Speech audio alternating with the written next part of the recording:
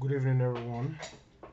Hi, and welcome to another weekly analysis where we review the past week and look at the week ahead and try to see how we can pick out good trading opportunities that would present itself for the new trading week. Yeah, so last week's analysis, let me just jump right into it.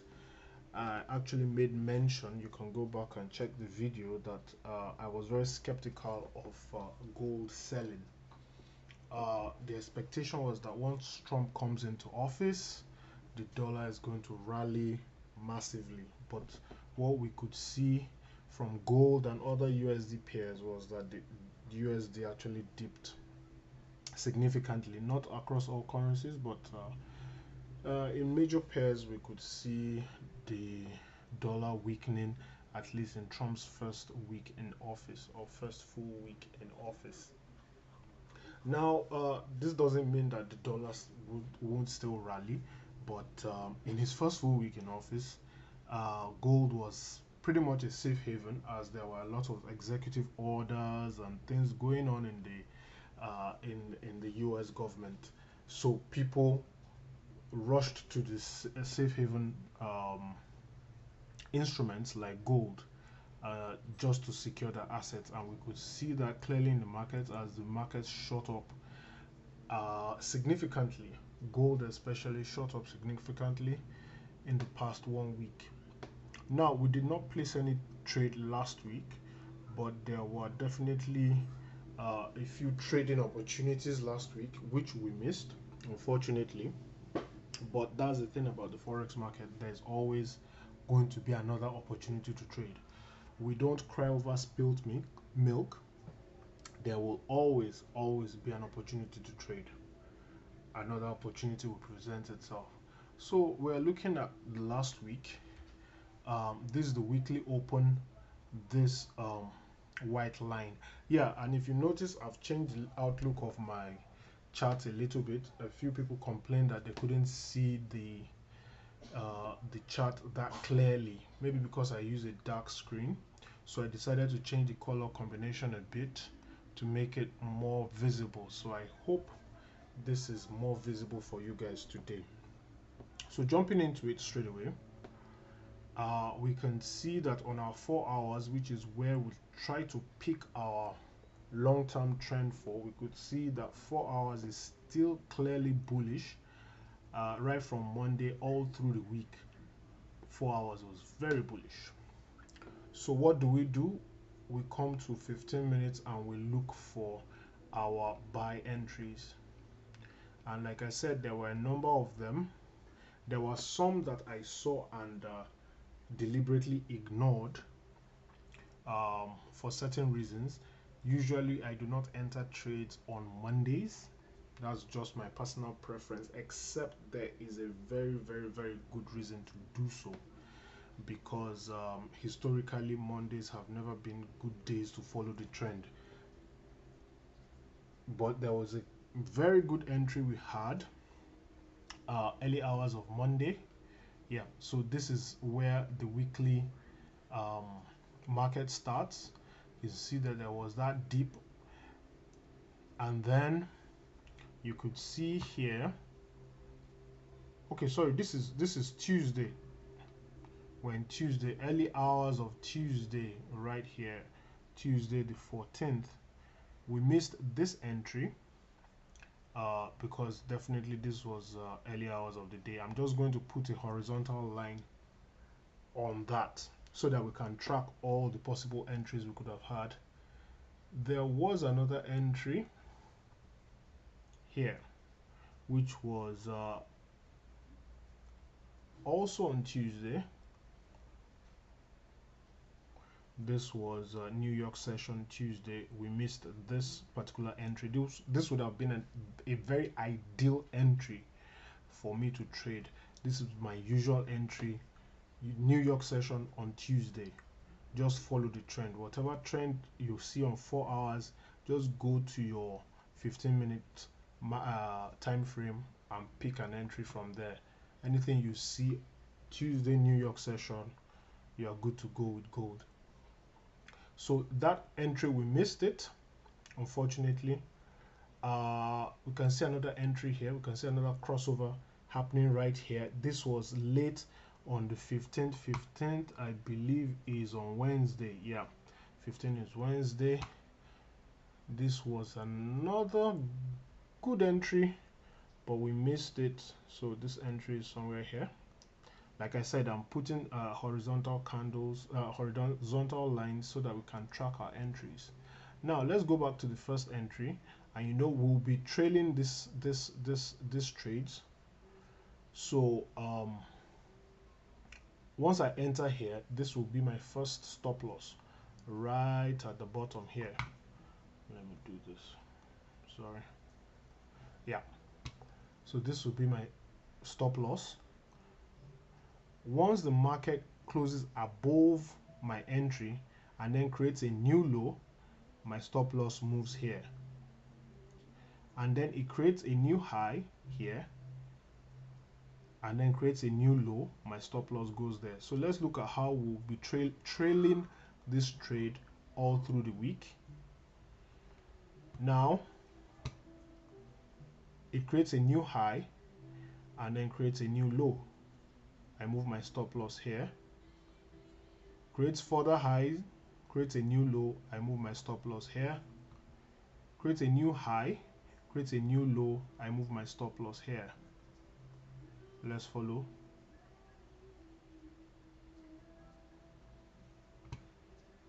And you can see from this, it created a new high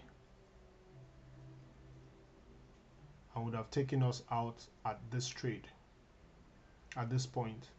This is another entry which this would have been a false positive, because that would have quickly taken us out. If we had entered here, we would have lost just over 100 pips on this trade. But note that we are carrying over trades from earlier entries, which would have made us at this point a cool load of pips. So let's put this stop loss here. Let's change the color of this. Let's make this let's make it white. Let's make it white. So sorry, let's go back to 4 hours. So let's look at those trades. So the first trade from 2670 right up to where would have been taken out from the stop loss would have been about 300 pips. The second trade would have been about 270. So if we put that together, that's already 570 right there. And the third trade would have given us about 74 pips. So we're already about 450, let's say thereabouts. I'll add it up and maybe I'll share at the end of the video. So let's go back to 15 minutes and look at that. So that would have been the first wave, right? You can even see it from the 4 hours. You can see that first wave, and then it pulled back right around the middle of the week.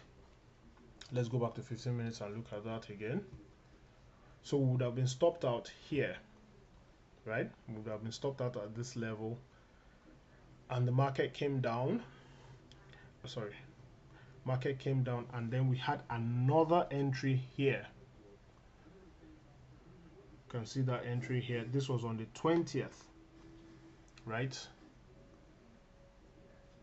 Now this was very early on the 20th, and unfortunately this was why we missed it. I would have called out this trade, but by the time I woke up, it was already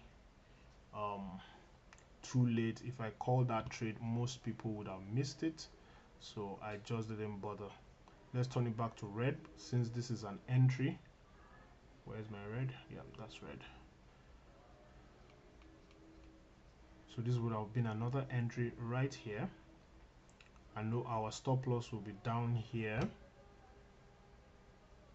as the lowest swing before the entry. You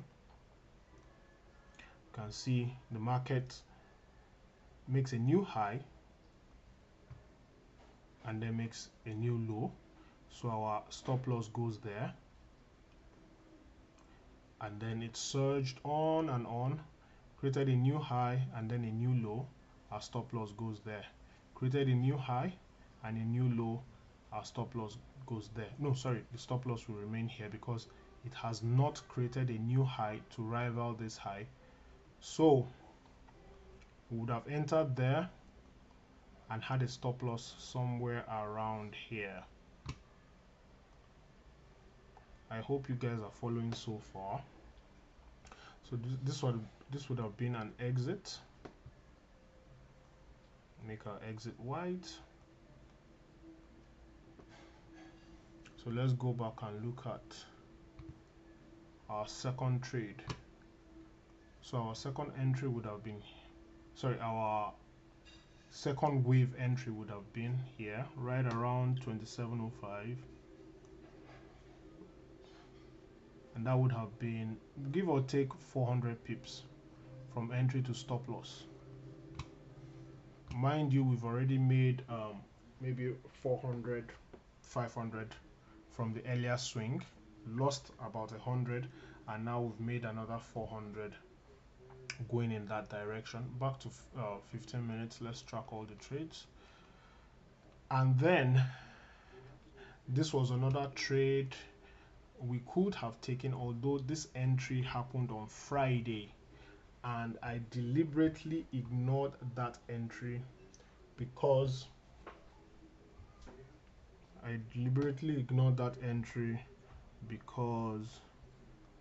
this happened, this was on Friday. Just like I said, I don't typically enter trades on Mondays and Fridays because they have statistically given me the highest failed trades.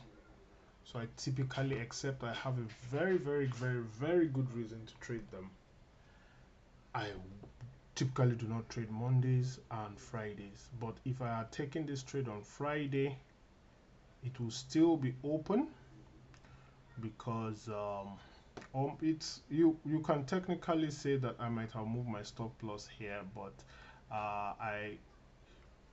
because the trade actually did not touch the 50 period moving average, I might have not put my stop loss there. So if the trade is still open, it will be about 160 pips up.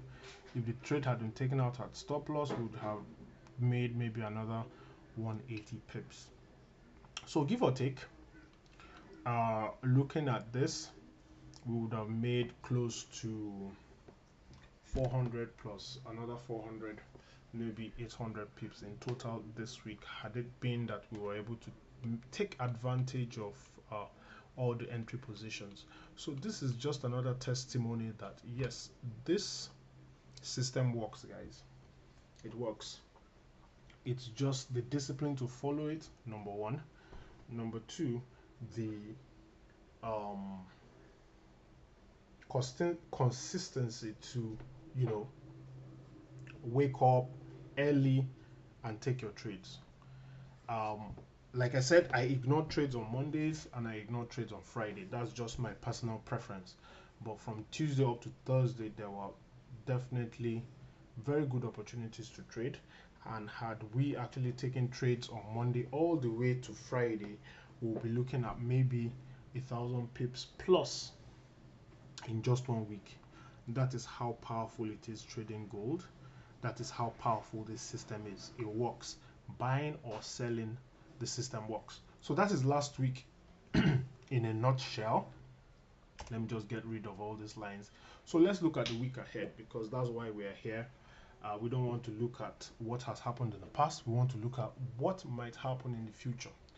So just as we typically do, we do a top-down approach. Let's go to monthly. Nothing of note going on there. Let's go to weekly. Now on the weekly candle, on the weekly time frame, sorry, we can begin to see something going on, and we can see that the market is forming what seems to be a double top. Now, I don't usually at this point talk about double tops because there's a lot of things that go into double top formation. It's just at this moment trying to retest this high. It is not yet a double top. It's until the market goes below this point that it becomes a double top. So, and we are close to 2000 pips away from that point, so we cannot call it a double top yet. It's just trying to retest this high that happened. When was this? This was October last year. So it's trying to retest that high. Now, keeping in mind that the general expectation is that Trump being in office, dollar is going to rally. This makes a lot of sense because now it has retested its all-time high. If it is unable to break this all-time high, then we should expect gold to drop massively. And when I say massively, this initial move here from 1800, this is about was that 9,000 plus pips. There's every tendency that gold is going to try and reverse all those gains. Now, it might not happen in 1 year, it might not happen in 2 years, but there's that tendency that there's going to be that heavy reversal. So it's something to keep at the back of our minds, right? We're not going to use that information to trade next week, but it's just something to keep at the back of our minds. So we can see it's retesting the high on weekly. We move to daily.